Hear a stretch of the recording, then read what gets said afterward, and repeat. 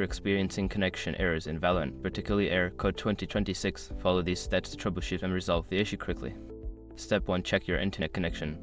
Ensure that your internet connection is stable. You can do this by running a speed test or trying to access other websites and online services. If your connection is weak or intermittent, consider resetting your router. Step 2. Restart your game and PC.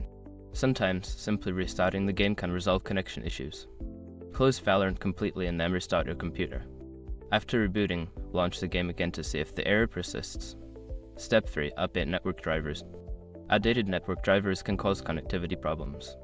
Go to your device manager, find your network adapter, and check for updates. If updates are available, install them and restart your computer. Step 4. Change DNS settings. Switching to a public DNS can improve your connection.